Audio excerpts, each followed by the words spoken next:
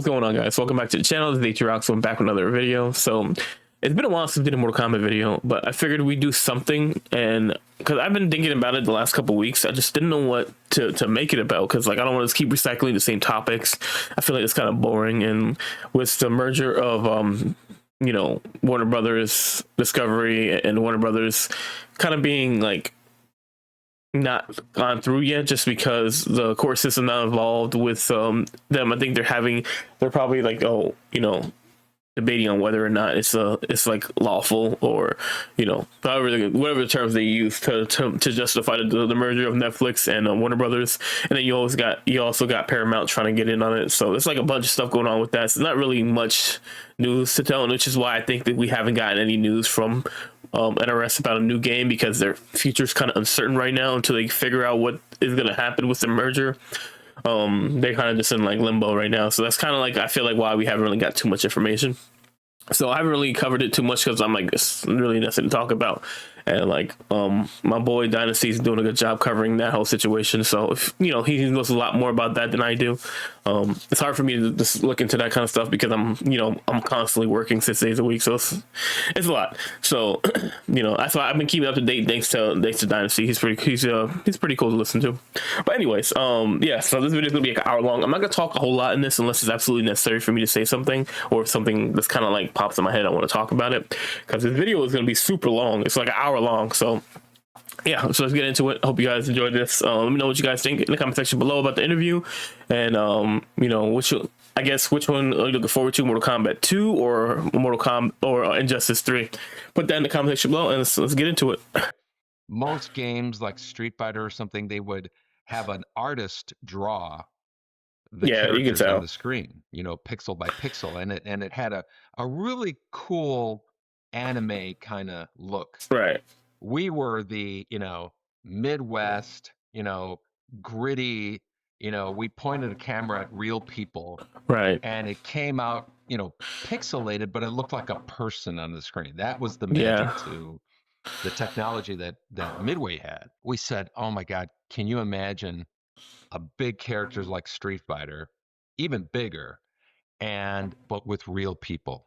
And so we were doing experiments with throwing punches and kicks and whatnot, and just seeing it on the screen. And at the time, we wanted to do a Van Damme video game. We wanted to make it called Van Damme the Video Game. When we saw the characters on the screen, we knew this is what we're going to do. And that was really marrying digitized graphics with fighting games being the big rage. Right. Marrying those two together, adding a story to it, so the characters weren't just mindless characters. They had rivalries, they had history, they came from different, it was inspired in a lot of ways by Enter the Dragon, from all walks of life, all these characters coming in, and all the characters were inspired by movies that we had grown up with. I can show you exact references of Star Wars, Enter the Dragon, Bloodsport, Bruce Lee, Bloodsport. Yeah, there was at least 10 movies that had a profound effect on our very small team. It was just 4 guys basically, and that was really what led up to Mortal Kombat. Were you a movie kid growing up? How did you get to wanting to tell stories and wanting to give each of these characters backstories? The influence of how the characters looked, a lot of it just came from movies, and but we always thought that there was a genericness to a lot of the characters that were in video games. They didn't have like a personality, they didn't have a history. Like I said, we had grown up seeing so many movies, and also the whole video game department, we had this I guess ritual of any time a big movie would come out, we'd all go that Friday night, go get dinner, see the movie, talk about it. And so it was just ingrained in our DNA, that storytelling would be a part of what we were going to generate. It wasn't just going to be a generic fighter and characters and stuff like that. It was going to be storytelling. It's going to be secrets. It was going to be, just a ton of mystery. I always described Mortal Kombat as, we should never have the player feel like they know everything about it. They should always think, what else is in there? What else is in that game? And that was a lot of the drive for the features we put in the game. Who were the original four? Of the creators of the game? Yep. Well, John Tobias and I, Mhm. we were the ones who were we had the conversation that said, let's make this fighting game. Let's make it based on all these movies and all that. And And was he already with the video division of that company, or did you meet him there? How did that meeting happen? the video game department had like 4 games being worked on at the same time. I was working on this football game called High Impact Football. John was working on a game called Smash TV. There was the Terminator team. There was there was just a bunch of groups. And like I said, everybody had lunch and whatever together. And John and I were having a discussion about, how cool would it be to have these characters in a digitized look with story, with, and, my big thing was I wanted, much wilder things that the characters can do. Right. Right. I want to teleport on come Mhm. back on the other side. I want them to go invisible, do all this stuff. And it was much more fantasy based, much more a wilder experience. I think that coupled with the visuals that we had, again, that digitized look, people would always say that looks like a real person. That was our big visual thing. And then the violence, right? Right. You add this violent element to it, and it just got so much attention that brought people in. And then when they saw the story, when they saw how cool these characters, the things they can do, that's what hooked them in. Were the other two people already at the company, or did you recruit them? No, they were literally John Tobias and John Bogle were in the next office from me. They shared Oh, an wow. office. Mm. And Dan Forden was an audio guy who wrote all the the original Right. music and all Yep. to it. He was, four offices down from me. And Dan and I had worked together for a number of years before that. A lot of pinball machines, a lot of video games. Yeah. And do you think Enter the Dragon was sort of the North Star in terms of the plot and kind of the underlying idea of Mortal Kombat, the original game? It's It was a big Bloodsport part of it just because, too. again, it was an ensemble of a Yeah. number of characters. I think Bloodsport Yeah. was there, although Bloodsport was pretty recent. Enter the Dragon was, way back in the 70s. Right. Right. But Bloodsport was a more recent entry into it. And again, the Johnny Cage character was going to be, John the Van Frank Dux or character Right. from. Oh, really? So, there was just a lot of, when Van Damme didn't work out, we had to come up with our own movie star who's a martial artist, Mhm. and Right. that's where Johnny Cage came from. What was the first character you guys created? The first character we put on screen was Johnny Cage. He had the simplest costume. It was The basically shorts and the little. the Van Damme look from Yeah. from Bloodsport, and no shirt and stuff like that. And the no shirt helped with us finding out how humans look. Okay. And so it was a lot to the realism of it.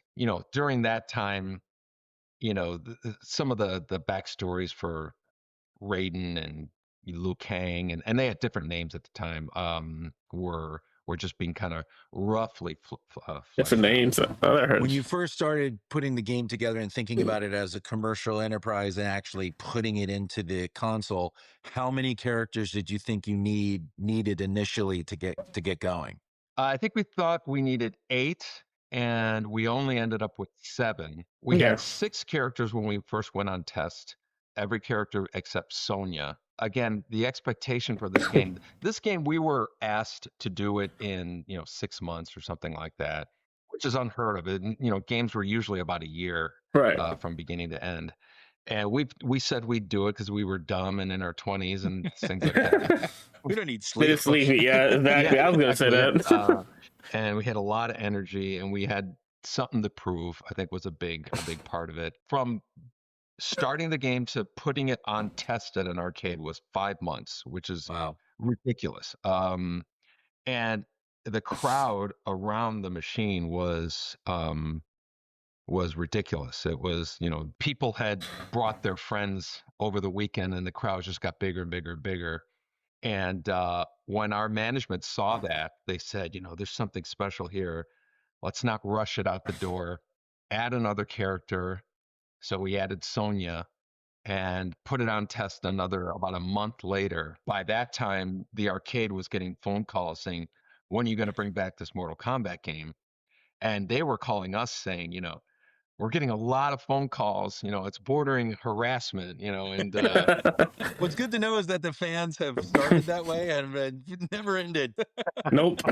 We've had Now, that. you said that part of the secret sauce was to videotape actual actors and then animate them. How did you put out that initial casting call? John Tobias just happened to know a bunch of guys that he knew from high school who were really into martial arts. Wow.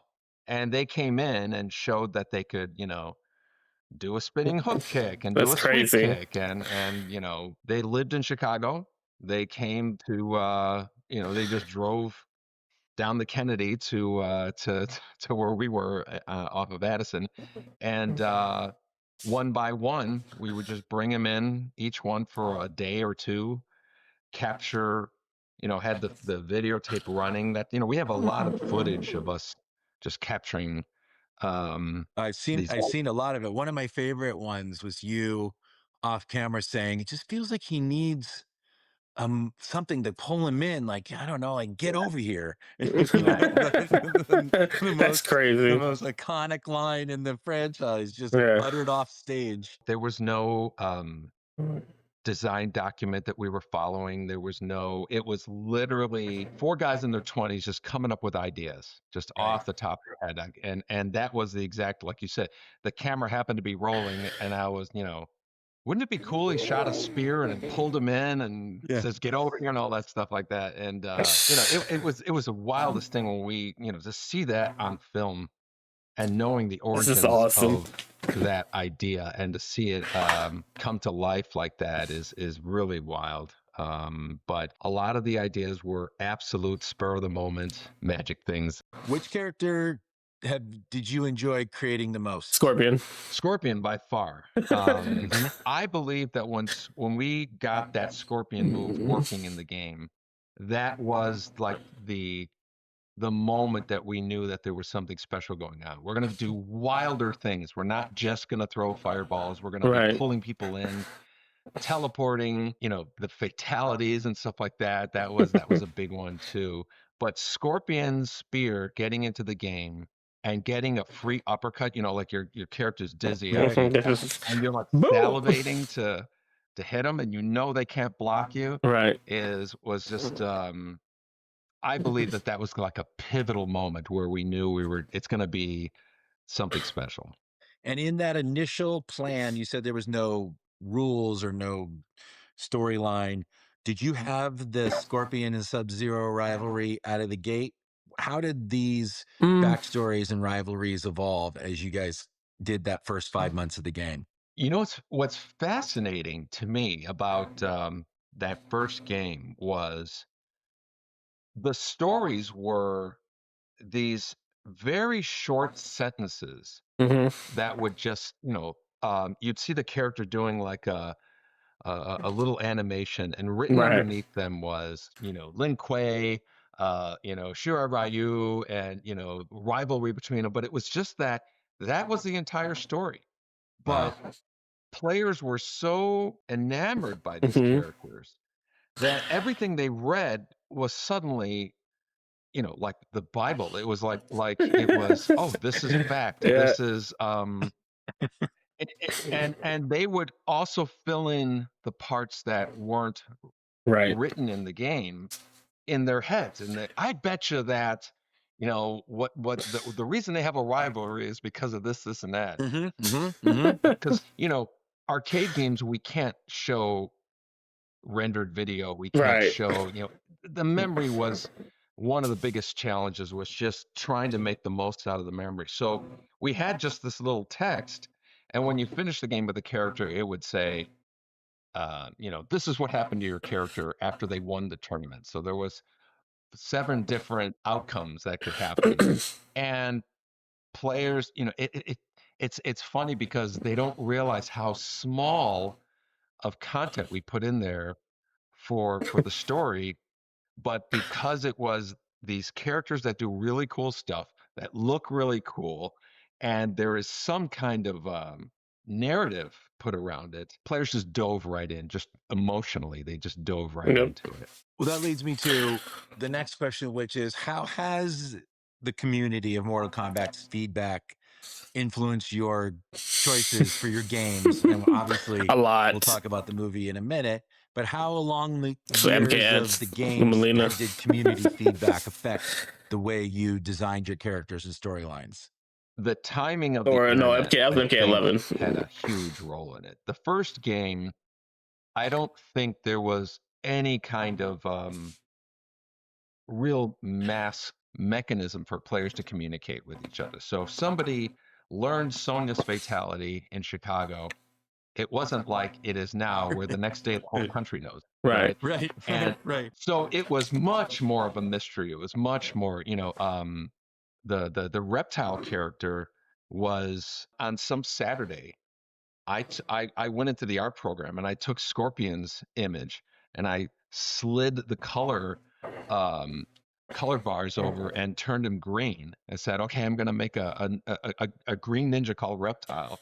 And I was in line at a drive-through at a KFC when that idea kind of hit. And by the time the day was over, he was in the game. Like it was ridiculous how fast you can come up with these things. Reptile was a true, like, first in terms of a hidden character Yep. in a game, certainly in a fighting game.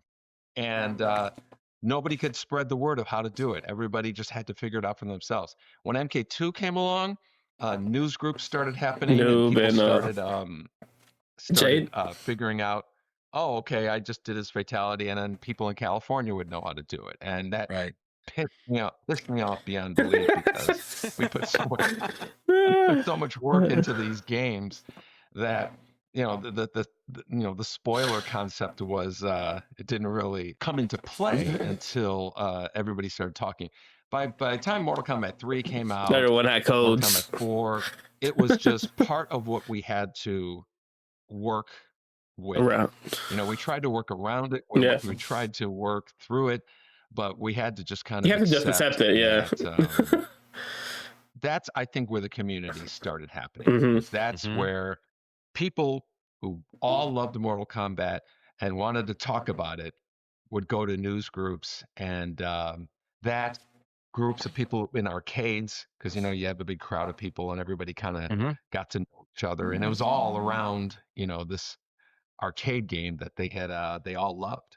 It's funny because the people do have a real sense of nostalgia for MK2 in the video game world. And God, the probably grab. it was because that was the first time they could all interact and really become a community. And so when people started filling those gaps in on those backstories and such, did you incorporate those Not all of them, but thirst for those some of them, backstories and yeah. the want for more? Were you able to start to say, okay, well, let's start filling that in? And how did that come about? How did you get those backstories out into the public? We did it the same way that we did before, but when Mortal Kombat 1 was a huge hit, I think we got like maybe twice the amount of memory to make the second game. And we knew that story was a big part of it, so we leaned harder into it. Now, again, we couldn't do animated, like Videos. video, so Yeah. to speak. But we were able to make more elaborate screens. I remember the big origin screen where there's a famous shot where Shang Tsung is like kneeling to Shao Kahn, and Shao Kahn is like kind of chastising him for failing, and this is your second chance and all that stuff. And that's where MK2 introduced Shao Kahn. It peeled back the onion a little bit more, and oh, there's a boss of this boss, and that was Like he but it wasn't was the main all guy. still text. It was just text that was shown in the attract mode. A lot of players, they didn't want a player to play. They said, wait, I want to see all the stories Right. that are going on. Don't put And the quarter That's in me. yet. Hold on. yeah, exactly. And some people were just they just wanted to play the game, but others were just enchanted by the the story. lore of it Yep. all and the history and the Has not changed films, to this day. I think, satisfied a lot of that thirst because we were still not at a point. It wasn't until like MK4, I think, that before we could show any content that was, not a Moving. still image with Yeah. text, and we can actually start doing animated endings and things like that. All of a sudden, the character would have a voice and was talking and having dialogue, and I think that's a big part of why I think there's some magic of seeing, oh, I remember playing this character, years ago, and there's a film coming out of her, Right. like there's something magical about it. I gotta see this thing, Right. Well, before we get to the films, I saw a great interview of very, very young Ed Boon talking about one of the first fatalities, which is Sub-Zero's fatality, and how Tobias showed it to you, and you went, "Oh my God, that is gross. We don't think we could do that." And John was like, "Trust me, violence is going to be part of this." Where did you guys decide? How do you decide to draw the line? Well, I know it's gotten way, way He's more talked about this a extreme, lot over the but years, so how did you decide to draw the line back then for violence, and kind of what has been the evolution of the violence in the game, and how much you lean on that, how much that's become such a huge part of the Mortal Kombat experience? like John actually just verbally described it to me. We were all just sitting around, and what did this happen? And Sub-Zero's spine rip is from Predator. Right. There's yeah. this where he's holding the spine of one of the characters that he killed, and we were like, oh, we can do that, And I thought across the line. I said, that's kind of far. But again, nobody was telling us what we could and could not do. You know, a bunch of guys in their 20s are who grew up on R-rated films and things like that. That's the kind of stuff that they're going to come up with. So a lot of the fatalities also because of we're just cobbling together images that we're, Johnny Cage has this one where he uppercuts you and your head pops off and it bounces away. There were no additional images that we already had characters with their heads cut off. So I just mocked it up. I just said, okay, he's going to uppercut him and the head's going to fly off and bounce. And it was all kind of software. There was no performance that had it. So we used his uppercut animation and the victim falling to their knees and spliced it together. And there were a number of them that were like that. But Kano's heart rip is from. There was always like a thing of like, oh, he's so fast he could tear your heart out and show it Right. to you before you die. Yeah. Right. Like that. So it was all these kind of cliches and things like that. So it was just a bunch of knuckleheads coming up with Well, you mentioned the reptile being a secret character in the game, and not you had to kind of figure it out. Of all the years that you've been making this game, do you have a favorite Easter egg that you put in? it has to be reptile. Like if you were to say what were the ingredients to the first Mortal Kombat game that made it special, I think secrets Yeah. would Secrets be was one of definitely those it. check boxes We for see the sure. little We didn't Santa document Claus how to blood do the going moves. through. We didn't document how to do fatalities, hidden features, characters, and stuff like that. Because there was no internet of everybody spoiling things, Reptile really lasted. And since then, we've been doing, things like that. And they're always ninjas. Rain was, a purple ninja. And, I'm a huge fan of Prince. And so it's like, okay, let's call him Rain, Purple Rain. And Right. in Wow. our most recent game, we had a pink ninja and we named him Hmm. Floyd because I'm a huge Pink Floyd fan, right? Right. And so there's just these kind of pop culture references that make their way into the games. Okay. So somewhere in 1992 ish, somebody comes and says we should do a movie based on Right. this video game, because I know that it takes years to actually come out. And obviously, famously, the first Mortal Kombat movie comes out in 95. Walk me through just those early stages of getting those calls and how that first movie came to be. We were approached, and again, we had our heads down on Mortal Kombat 2.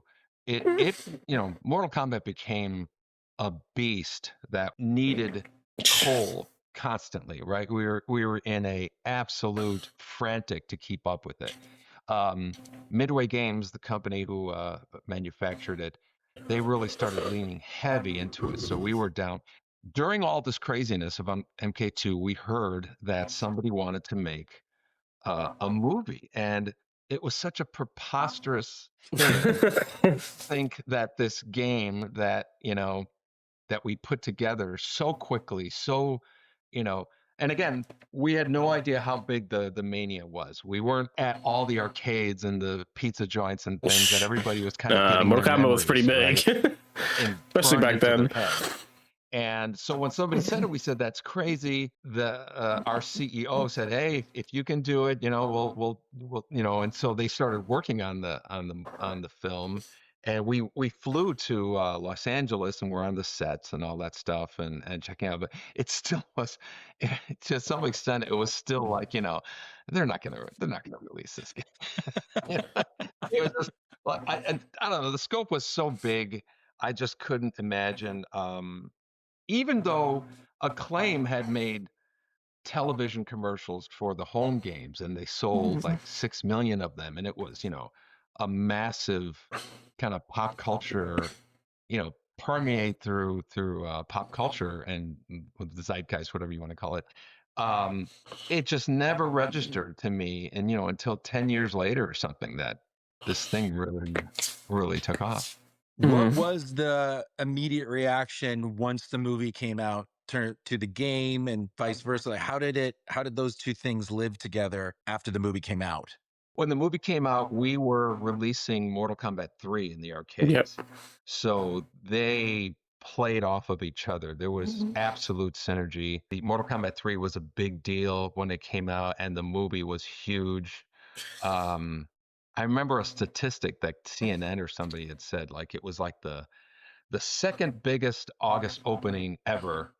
And I think like one of the Harrison Ford's, A Clear and Present Danger. I don't know, one of those movies was number one. And I remember going, "Oh wow, that's like pretty," and Okay, yeah. and it was Mortal Mania at the time. The home games were out, the arcade games were out, the movie was out. It was absolutely in the public eye at Right. that point. So let's now jump forward to your and my relationship. So I think it's pretty well documented that when I was first brought on to work on the movie by Richard Brenner and Walter Hamada and David Neustaedter, that movie had been so long ago that we really didn't know kind of in a franchise. You had moved the franchise in So so many far, yeah. cool different ways and evolved it. And by the time I think we were making the movie, Johnny Cage and Sonya had a kid. I mean, it was so you guys were so far past where we thought we would want to go back and start the game. We were so unsure of like where it sat in the zeitgeist, and you guys were in process of being sold. And so Yeah. we weren't totally communicating and in sync. We went back and forth and there were emails and you would say, "Oh, they would never do that. And what is this? And what is that?" And we were kind of in sync, but not completely like locked in. And so, we created this new character thinking you needed a way into the movie because people hadn't seen it since 95 and some people didn't even know what Mortal Kombat was. Obviously mistakes were made. Yeah. And You so think? we went through this whole process, and what I loved about that whole process is first of all realizing, I I'm think, gonna be honest. Okay, this is probably the first time I stopped throughout the whole video, but like Cole could have been a great character for being a descendant of Scorpion if they wrote him right. The problem is they didn't write him right, and they made him super annoying. They made him like super weak in the verse of Mortal Kombat, where he was constantly getting his butt kicked throughout the film, and then he just awakens his powers and kills Goro, which is it's just he wasn't written right. I felt like he could have done a better job with Cole. That was the biggest problem. It wasn't the fact that he made a new character; it's just how he was in the lore of the actual movie. all of us realizing how many fans there still are of the franchise, and new fans and new generations. And so there's older generations like me and you who played the first games, and I can remember putting my quarters down. You were lucky you had an arcade. I had 7-Eleven. That was my go-to. It was Mortal Kombat, Defender, and Pac-Man. Those were my three games that I had in my 7-Eleven in San Fernando, California. And so the having that movie come out also was during COVID, so we really couldn't. We really relied on kind of the internet because you couldn't really talk face to face or see it face to face. Did you I go to also played a part of why it previews in wasn't that well. '95 of the first movie? Did you go and see the testing, or did you just see it once it came out? Well, when did you kind of get back involved with that? Because we had these previews and testing of the first movie where it was COVID, so none of us could really be there. So we just kind of heard about it. Had you been in testing situations before in movies from '95? No, our exposure was we took one or two trips to Los Angeles, and there were these big, hangars with sets built in them. And I remember seeing the Goro animatronic, Right. like in the corner somewhere.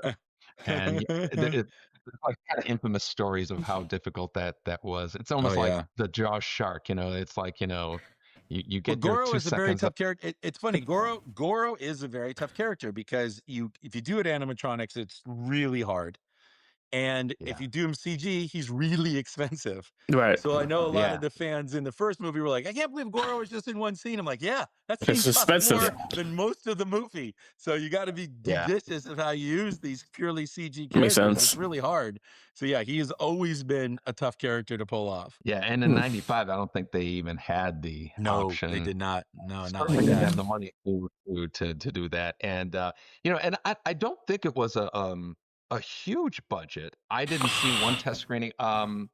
One time we were brought a videotape, and we didn't have really the concept, a clear concept of adding a real soundtrack, adding Oh real no. Oh no. music and all that stuff. So we saw this thing, and some of them were, things were removed from it, and they were so excited, and I was just like, this thing is going to be a disaster. There was like it was a true lesson in how filmmaking is done. Certainly action movies, but it was cool to see the sets. It was all that stuff, and when we saw that, we were really really worried. And but then finally we saw it in the theater, having that been our last version of it, and it was just night and day. Suddenly it was, it Right. had that to the da, da, da, da, da, da, Yeah. and then something about being in an audience and hearing them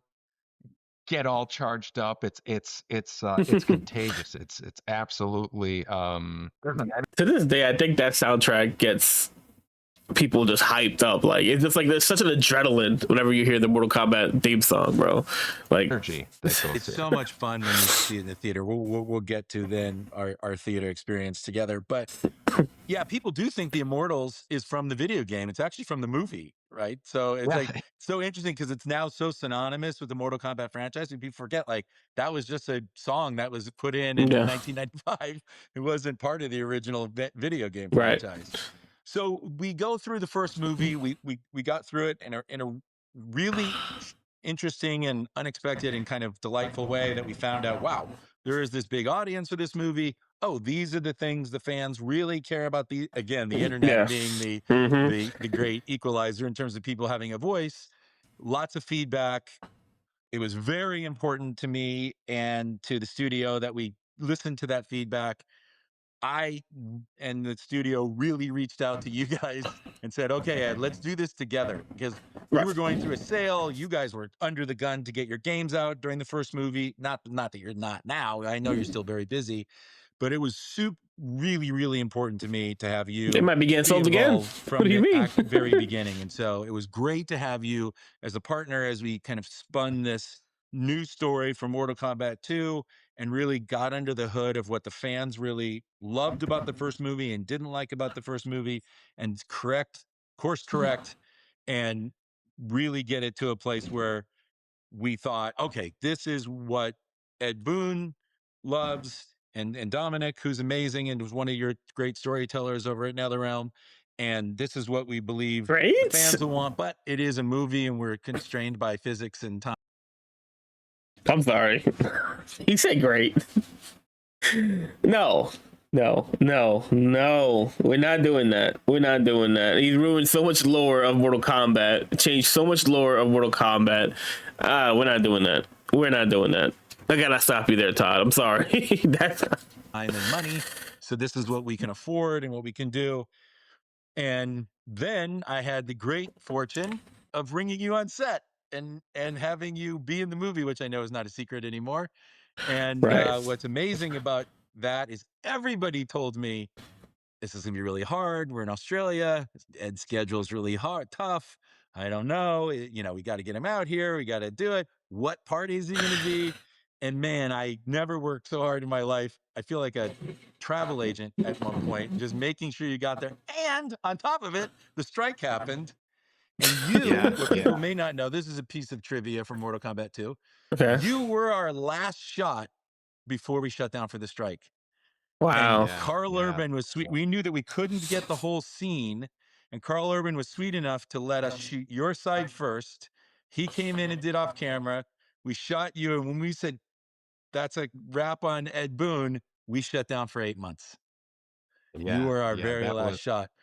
But tell me your experience of being on set in Gold Coast versus being on set on the first 95 movie. How had your perspective changed? You had some real long history with the game. You'd gone through a couple movies already. Walk me through kind of how you felt that experience went and kind of what was going through your mind as you were walking through our sets in the Gold Coast of Australia. There were some pretty crazy circumstances with the first film, the 2021, right? Yep.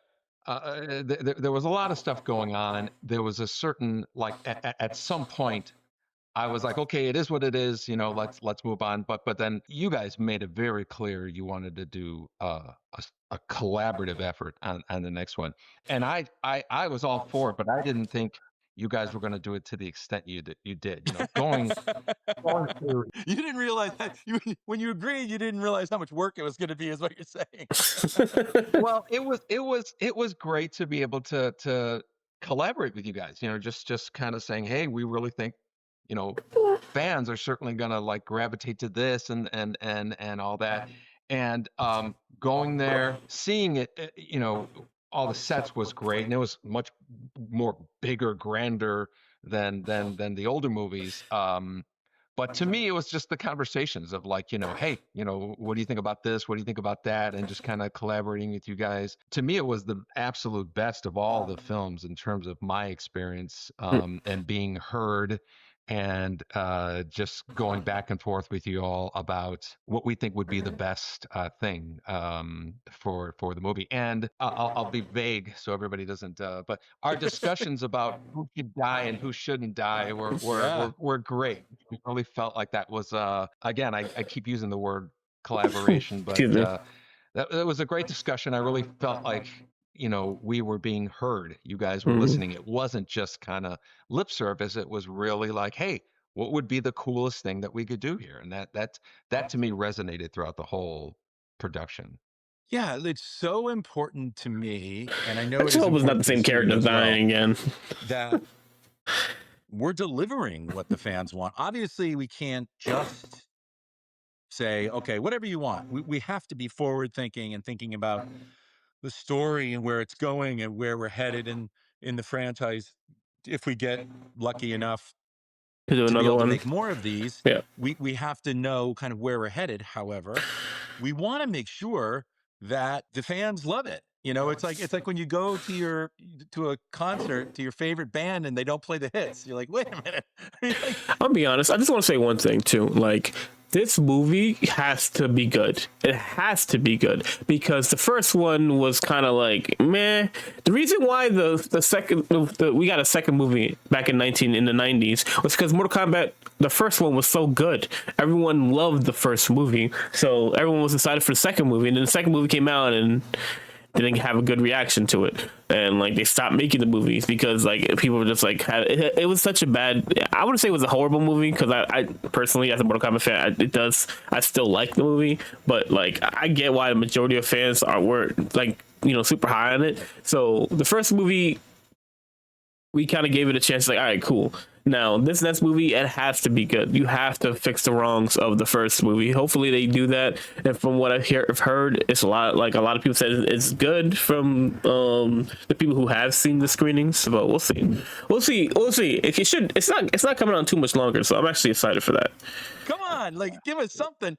So it was important to play the hits. It's important to be surprising and to make fans stand up and go, "Whoa, I didn't expect that," but still be satisfying at the end, but unexpected, so that they're not just bored because it's some retread of something Right. that they've already seen. And you guys are so great, and it's so amazing to have you as a resource and to be able to say, what about this?" Because as you said, a lot of this was four guys in a room in their 20s making it up as they went along.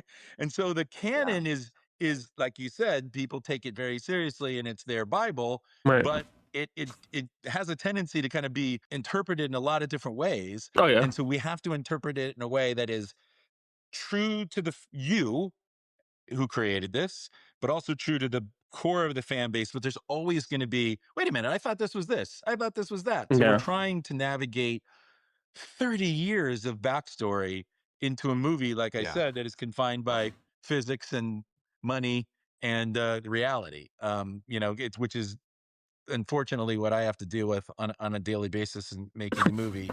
And then we get past all of the strikes, we get past the shooting period, and then you come to your first this is my favorite part of this process, was bringing you to that first big preview. We were all sitting around and having we always have dinner in just one of the worst meals you've ever had restaurants, because it's always in some mall. And we had like this meal and we're all sitting there, and you're like, what do you think?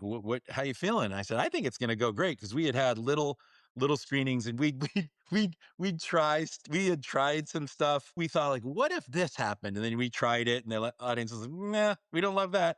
And so we go, okay, well, what if we tried this? Because we were trying to navigate, as you said, some fun, complicated questions. And then so I felt we had really kind of focused on what I thought was a good movie. I had Mike and Pam on here a while ago, and Pam said, "Man," and Mike was like, "I can't wait to see it with an audience again, because it was like a rock concert." And so, walk me through your Yeah. experience, because I was sitting very near you, watching you go, "Holy shit, what is going on?" And again, you don't get that in your video game, that kind of feedback. What was it like seeing this thing you created on this massive screen in front of 400 hardcore, amazing fans that will, by the way, tell you if you fucked up? So walk me Yeah. through kind of your Facts. experience of living through that from the creator of this, seeing it on that screen. Well, there was a lot of components. Like the first of all, like I was surprised that you could show as early of a version of it, because like in the beginning Mhm. there was hey, this isn't a finished movie. You're gonna see some Right. gray box stuff. You're gonna see some skies that aren't filled in, Yeah. and but you were still excited about it enough to say, yeah, people will they'll get past that, and they'll focus on the What's content going on in the that's movie? that Yeah. really matters. And so the fact that you did that, like I would never have the guts to one of our games to show something that was Yeah. as pre-production it Yeah, well, was. before we move on, so what people may not know is, when you're showing a movie with visual effects in it, like we said, visual effects are very expensive and they come in late. So if you're going to cut a scene, you don't want to have all the visual effects done, because you're just Right. throwing all that money away. So you try to show Yeah. things that are still green screen, don't have the sets, don't have the look, early renderings of characters, early Mm. renderings of backgrounds. And so a lot of stuff is green screen. And what we do is we have a New Line who's great at this, and Warner Brothers are great at this. We have a character, in this case, it was Carl Urban, before the movie starts, say, "Hey, on camera, say, hey, Yeah. you're going to see some stuff that isn't finished. And we show something that isn't finished and go, but it's going to look like this. And so Yeah. Well, okay, you that's say to the cool. audience, so use your imagination, which usually the audience starts laughing. And so look, at the end of the day, the only note you sometimes get is, man, the visual effects were bad. You go, okay, well, we told you at the beginning it wasn't done Yeah. yet. But we Yeah. are showing stuff that is naked in a lot of ways, because you want to try to get the feedback for the characters in the story, Mhm. the things you can control. And if there's stuff that's going to be removed, remove it now, so you're not spending a lot of money and then just throwing that out the window. So that was certainly a learning experience for me. But the fact that you're still getting that energy was kind of like, yeah, I guess they are looking past it, and they are, getting excited about certain things, giving feedback on others. The other part was how it was more flexible than I would have guessed, because to me, to some extent, I thought, well, the movie is the movie, right? At some point when you're showing it from A to Z, it's not like you can say, okay, let's get rid of this character completely or something. There's a certain part, it is what it is, but it was more flexible. Like there were parts that oh, this part was kind of slow. So you guys trimmed it down and got, we like this character more. There's a little more focus on that. And I suppose it's just the volume of shooting film or whatever that you have available to you to, remove a scene and insert another.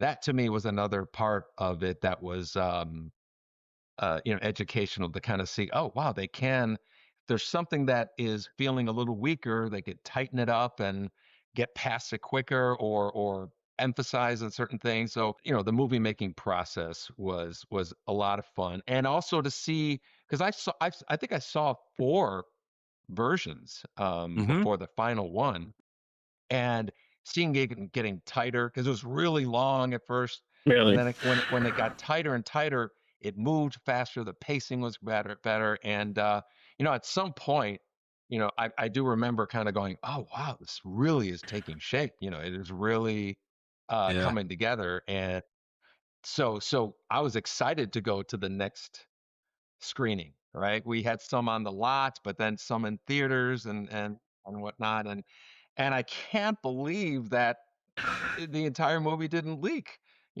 Like there's so many people respectful of the NDAs that they signed and whatnot. So Yeah, and it's so much fun when there's like sustained cheers and applause in different moments of the movie, because you go, okay, we gotta get to that. yeah, Yeah, we That's need more great. of that. Those moments we know are working well. Don't mess with those, and just get to those moments or make the other moments worth it. Yeah. And man, it was really amazing, though, the last preview we had, just in terms of the audience reaction. It was pretty incredible. one of my favorite stories to tell, because when you say, oh, the collaboration, it's not just us saying, don't do this, don't do that. I remember I wrote in an email, um, and I was pretty specific. There was this one joke of something that Baraka said, and I said, no, no, don't do it. Nobody's gonna laugh. It's gonna be ridiculous. And it got the biggest laugh in the whole movie. That's Well, hilarious. I will tell you, myself and David Newstetter will take full responsibility for that, because you did say that, and I said I've made enough action comedies in my life to know this is going to work, and I will take the brunt if Ed still hates it after he sees it. And after that, even like with 100-person, people laugh so much that you turn to me and you go, "Well, I guess he can say that. I guess that character can say that." That's Um, hilarious. but I'll tell you, what's interesting is, this goes to what you're saying about, this character can't say that line. What is interesting is people do, and I completely understand this, and I feel for the audience in this way, because when we're doing a movie and we're getting feedback in the movie, because we give everybody a questionnaire that's very detailed, and we ask all the things. And of course, this movie tested really, really well, to the point where you could just say, all right, we're good, we got these huge scores, we're good, we're not going to dig in anymore. But you still want to dig in, and you want to listen, and you want to hear what people think in the experience of watching the movie. So in the experience of watching the movie, there's certain things that never came up ever in the screenings. And you said, I think we had 5 or 6 of them. And then, but when people are playing the video game, they Mhm. so anthropomorphize the character and so become that character, and that character is that version of their character, is the character to them. And you've had 30 years of this, so you keep evolving the characters. But people do have a visceral reaction when they first see something, because they're like, wait, that's not right. That's not the Right. character like I saw. That's not that's not the exact outfit that's the outfit from MK11. That's the outfit from MK6. We are using all pieces that work in the totality of this movie. And so there are certain things that people are commenting on that were done for reasons for the movie. Obviously these characters are going to evolve, but it's interesting, and I do feel for them. When you see something in a trailer or see a piece of artwork or see a photo, you're like, wait, that's not exactly the way I thought that character would be or look or talk or think Right.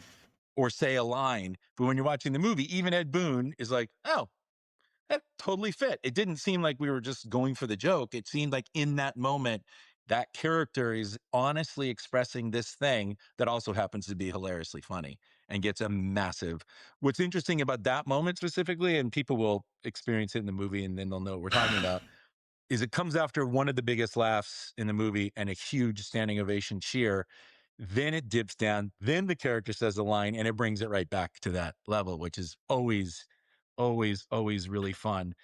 So if you could give the fans one promise about the future of Mortal Kombat, where would you hope that this franchise is headed in your mind?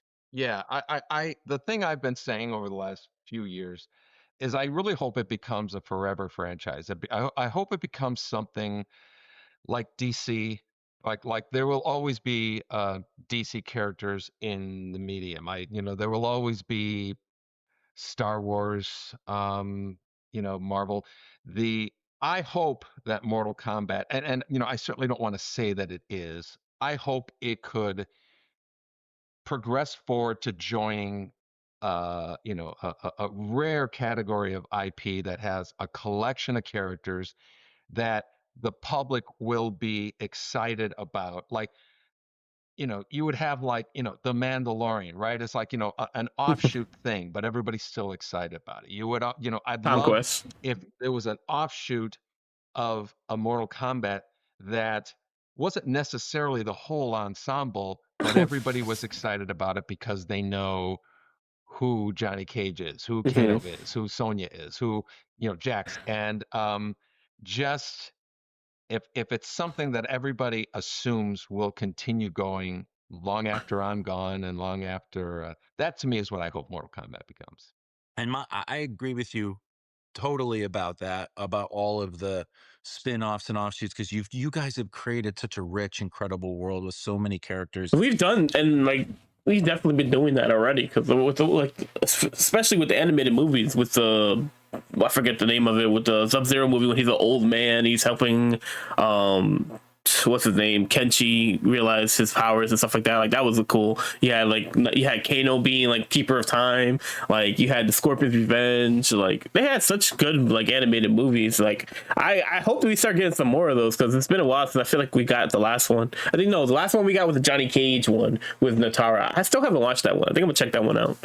And that's why, and it is called Mortal Kombat. And so we did struggle with, what if we never kill anybody? Is it really Mortal Kombat? And so that we're balancing that all the time about how that works and keeping the franchise alive in interesting in that way. But my hope for the franchise, as on top of that, is that the fans really feel listened to, embrace it, Yes.